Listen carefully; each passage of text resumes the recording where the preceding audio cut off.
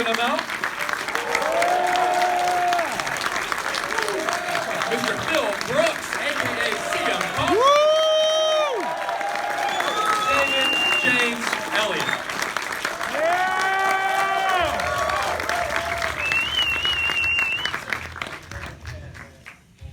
How about this guy? Come on, is that an actor or what?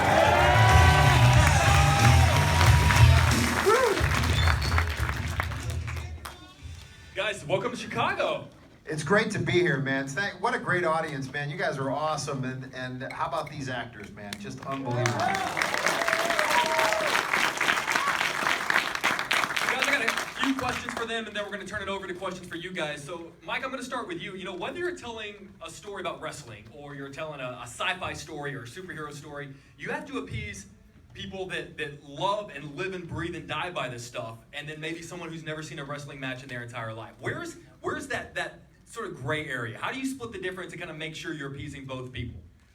Well, you involve yourself with people who can read the script and tell you if you're really messing it up. That's number one. So we had guys who really knew what they were talking about, and certainly we had Phil, we had Steven, and we had a great advisor, Luke Hawks, who's a great wrestler, has his own promotion in Louisiana. He knew that too. There were some things that we had to do, and part of that was in the construction of the character that Steven plays. We had to make it, you know, we know that it's not called a script. Wrestlers don't really call it a script, and they're not calling it that. You know, they don't call it a character, they call it a gimmick. But when my mother in New Hampshire was watching the show, I wanted her to know what was going on, because I wanted her to understand that what those things related to in the story into sort of the, you know, an acting life. And so those are some of the things that we did. But other than that, we tried to really just say, hey, is this all of this playing? Because we know how many people love wrestling. We wanted to bring more people in to understand the hard work and what people go through to really make a promotion work. For sure. Stephen, with a role like this, there are people who you can call to sort of say, hey, did I get this right? How would you do this? It's something you didn't really have with Arrow. You couldn't get Oliver Queen on the phone and sort of, you know, I'm sort of curious. I'm friends with Justin Hartley, but I didn't call him. I was going to ask you what it does for your just your acting craft to be able to know that there is in theory someone on the other end of the phone that you could pick up the phone and call and sort of kind of get tips from. Well, I mean, No, I think, do you want? It feels weird to, no. You see why he plays Jack Spade so well, right? It feels weird to, we had this moment on set where we were trying to design the Jack Spade Ricky Rabies fight. And I said to Phil, I said, well, what do you think? And he said, what do you think, Steven? And I went, no, Phil, what do you think? And it was absolutely exceptional and amazing to have somebody like Phil on this episode. We had one little bit in the fight that we weren't able to do because of code protocols. Remember this? I was supposed to take Ariel's beer and then spit take. They're like, nope. I mean, to have people like Phil, to have people like Mick Foley, who's in episode 6. Yep. I didn't know that. Just really special. Really cool. Yeah, really having legit guys there, and Phil can talk about it, because we did say to him, all right, you know, please. This guy has so much humility. He's such a big star, but he has so much humility, and his authenticity, I'm sure you saw that come out on screen. And we, you know, Michael Waldron and myself, we really continued to write towards that. His heart that was really coming out. That's a big essence of who Phil is. But we asked him, and I don't know, you can tell us now that we shot the episode what we got wrong. What'd you think? I didn't think anybody got anything wrong, and the way I explain it in the media is, no, this is very authentic, but there's a point where we're shooting a television program, and just like Mr. O'Malley said, he wants his grandmother in New Hampshire, your mother in New Hampshire, to understand. And my grandmother in New Hampshire. She's they're all.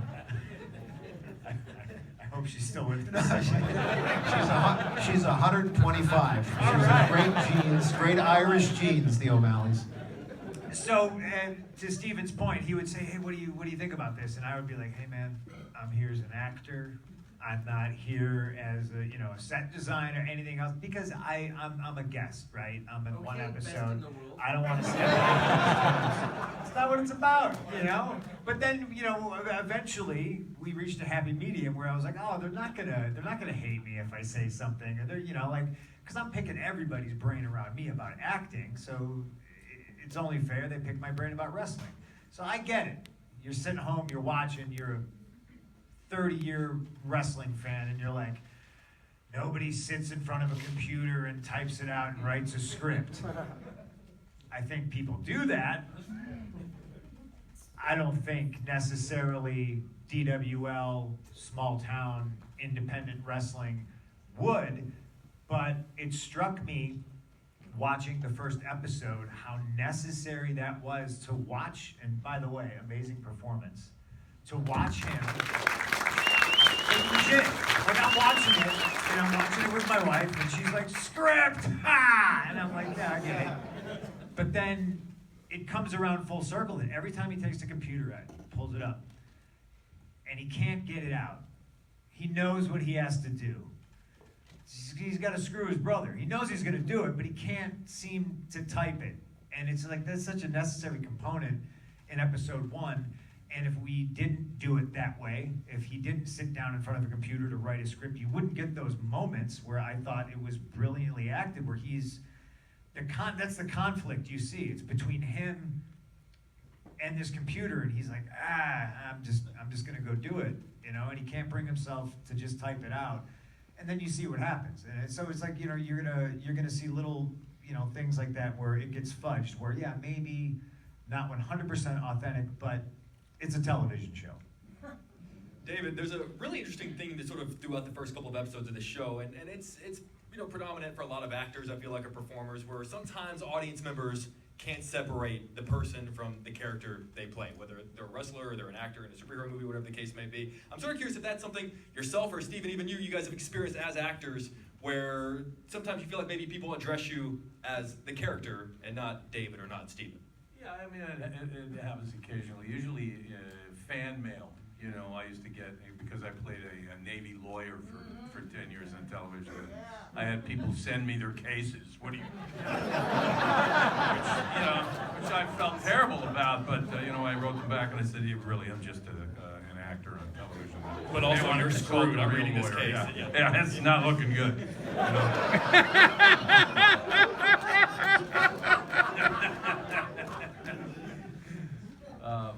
Phil, I gotta ask you, this is a question a lot of people probably been wondering. How much do you attribute this show to bringing you back, man?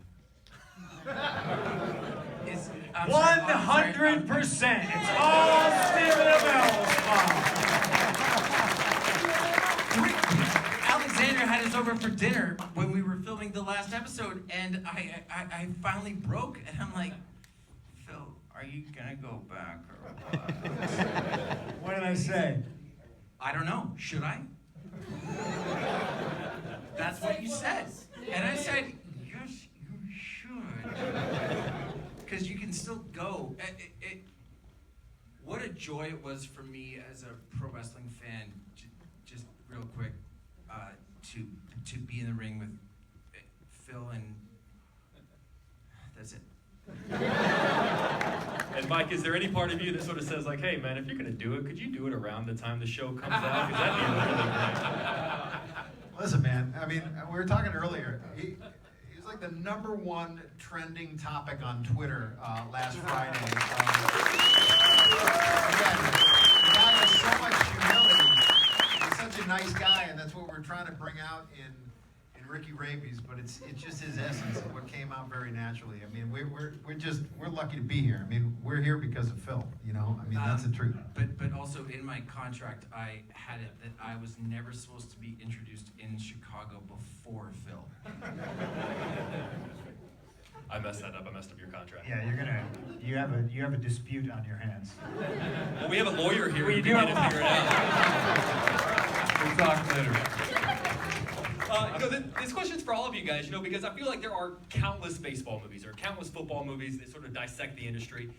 For as fascinating of an industry as this is, there are not enough projects that really do a deep dive into sort of below the surface. We got Aronofsky's film, 10 plus years ago? Why do you guys feel like there haven't been enough projects that really have kind of sort of peeled back the layers of this? Because there are so many different angles you could take. I feel like, did Vince McMahon block them? Is that possible? Is that... It's about time. Vince is responsible for No Holds Barred, so I'm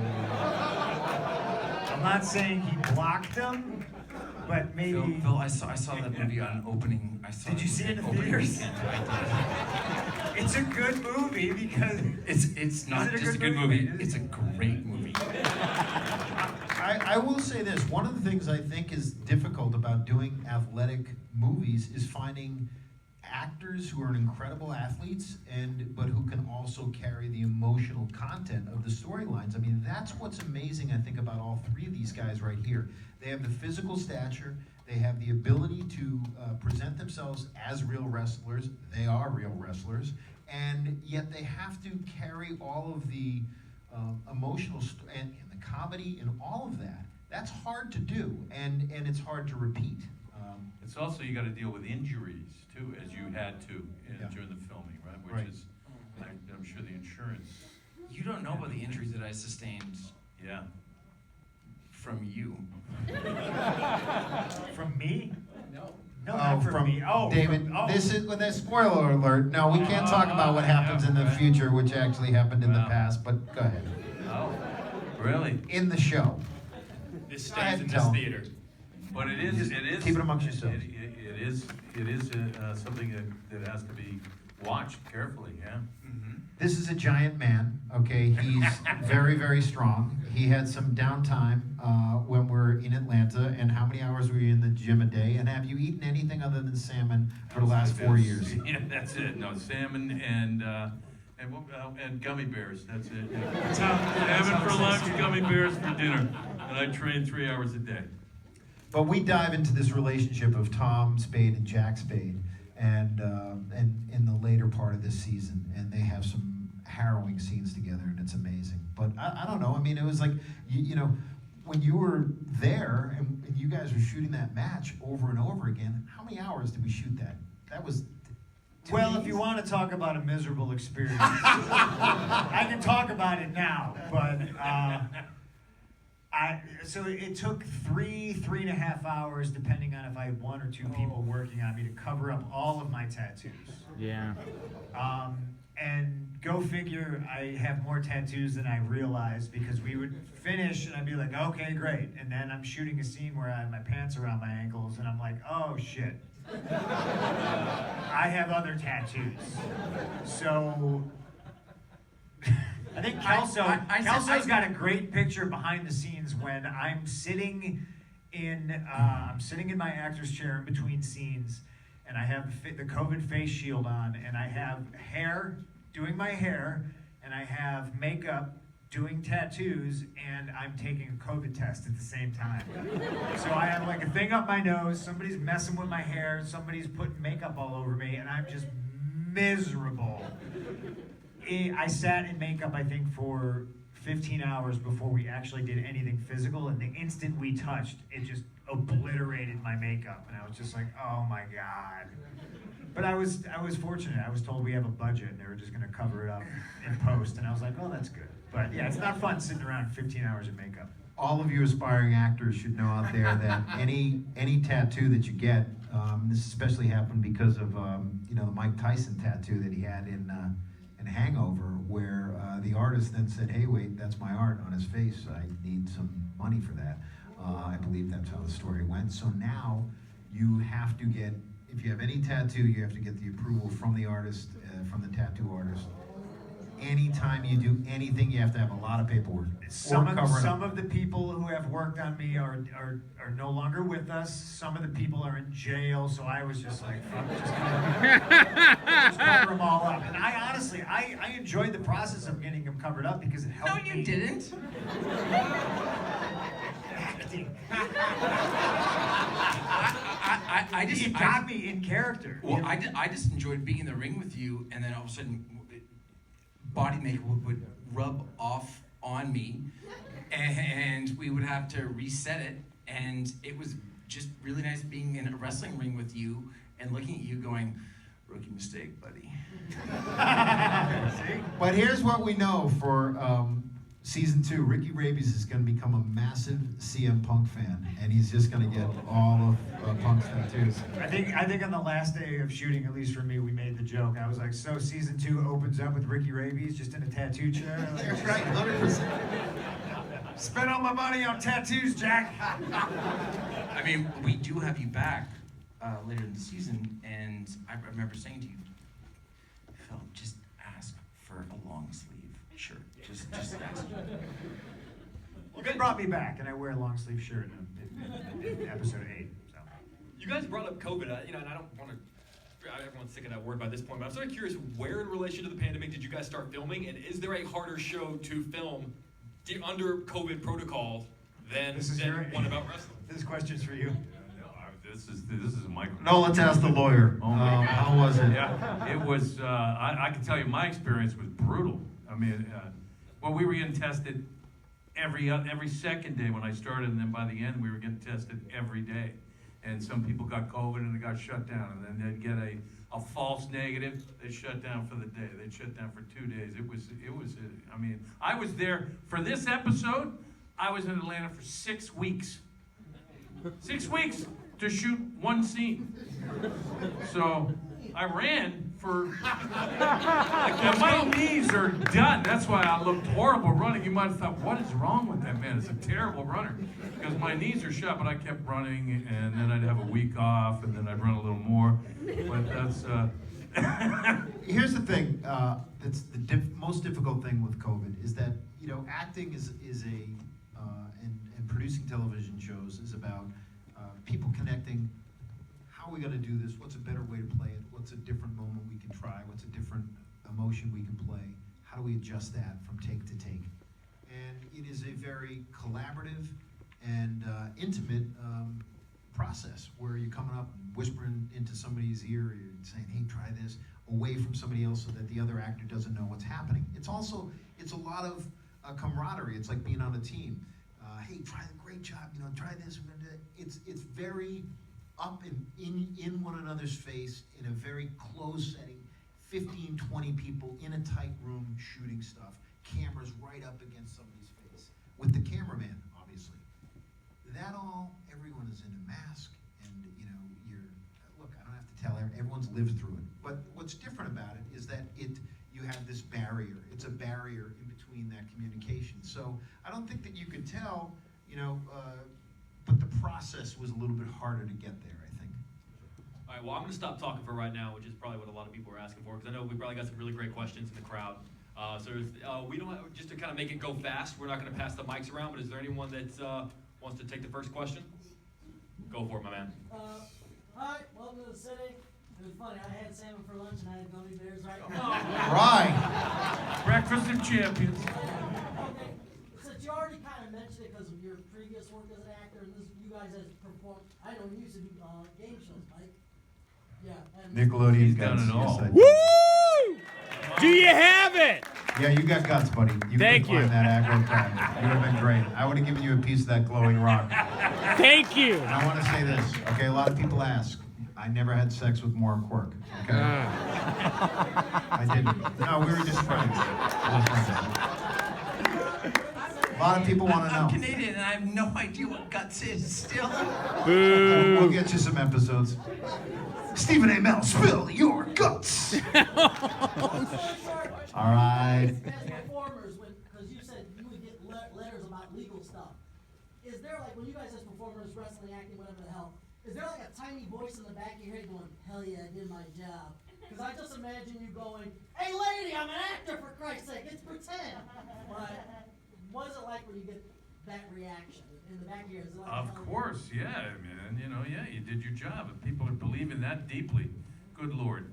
It's also kind of a reflection of where we're at in this world, where we're kind of so cloistered in our living rooms. You know, the thing about being on television, different from being in mostly movies, is people feel like you're a part of the family. You know, they'll come and sit down with you at a table while you're eating in a restaurant. Hey, oh yeah, like, who are you? So, I was on television twice a week, 52 weeks a year for 8, 9, 10 years. So yeah, I get that all the time. And there's this vicious rumor out there that I'm hard to deal with and I'm mean. I think because I played a bad guy on wrestling television for so long that people confuse the two, you know? And then, yeah, there's instances where I'm like, man, I really did my job, but then there's instances where I'm like, come on, man, let me just, I'm out with my wife, let me just eat. Thank you. Up top. Question for Stephen Amell. Hey, man. How you doing, brother? Good, So thank you. I remember your stint being in Bullet Club doing that. So when I saw Heels, I thought it was amazing that you were going to be the star of the show. Did that like motivate you from like being a part of that, like the wrestling, the AEW? Well, actually, it was ROH first when you did that. Did that kind of like motivate you to kind of like go towards this script because you had like a little bit, like I guess you say in-ring experience a little bit? I've been very fortunate to get 2 amazing parts, and well, 3. But people think that I have a lot more autonomy over my career choices than I actually do. I auditioned to play Oliver Queen. I auditioned to play Casey Jones, and I Was offered Jack Spade. I auditioned for Jack Spade. And I didn't get it. We're kind of glad. It all works out. If your guy kills it, I couldn't have done a good job. Next question. Punk, you said in the build-up to this that this character you're playing is just an amalgamation of different wrestling characters that fans who are fans of wrestling may or may not know, that there's a mixture of different people that kind of influence this character. What old school wrestlers kind of influences? You tell me. A little bit of Terry Funk, some PSAs in there. Did you say Terry Funk? A little maybe. Okay, yeah. You just named 2 of them, but there's one big one. I don't know. That's why Anybody know? Gorgeous George. No, come on, guys. You should be ashamed of yourself. Frank, you should be ashamed of yourself. Harley Race. Harley Race. Is it Who's Repo a Man? wrestling fan here? Mick Foley. Nope. George Daniels. Nope. Tracy Smothers. Thank you. The first line I say is, Jack Spade, what's your deal, man? Tracy Smothers would walk into every locker room and go, hey, man, what's your deal? Hey, what's your deal, man? Hey, man, what's your deal? Hey, you working out? You eating small cans of tuna? You swimming? Look good, brother. All right. Ricky Rabies is Tracy Smothers, you know, and we lost Tracy a couple years ago, and he was a guy, he was the first name I ever wrestled. I wrestled Tracy Smothers in a barn in southern Indiana in 1999 or 2000, something like that. And he just walked up to me, he's like, hey man, I seen you work, you're good. Listen, I can't remember shit, so don't, you know, is it okay if we just go out there and do it? I can't memorize this and that. We can talk about it, but I'll just forget it. So we just go out there, and I was terrified, because at that stage of my career, I would have to sit down with you and be like, do you want to do this? And then I'll do this, and then we'll go do this. So I went out there, and Tracy knew what he was doing, and I just remember one time in the match, he grabbed somebody's nachos, and he had this, the nacho cheese in his hand. Now, I'm in a barn in southern Indiana. There's no shower. There's no nothing. I drive from Chicago all the way down there, 5.5, 6 hours, and then we get in the car and we drive back. And we're lucky if we get gas money. And he's about to hit me with this, and he goes, block it and hit me with the cheese, brother. And I was just like, fuck yeah, like, and that's how I learned how to work because of Tracy Smothers. I only wish he was here to see this ridiculous shit because I think he would love it.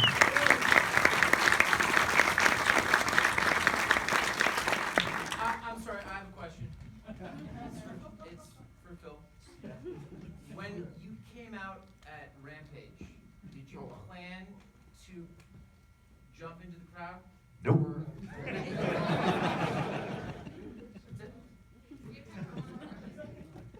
Yeah, I have a question for Mike. In the writing process, how did you guys decide where to set heels, like in the timeline? Because I feel like it's like modern, but it could take place in like the 80s or the 70s, especially with stuff like Crystal. Right. So.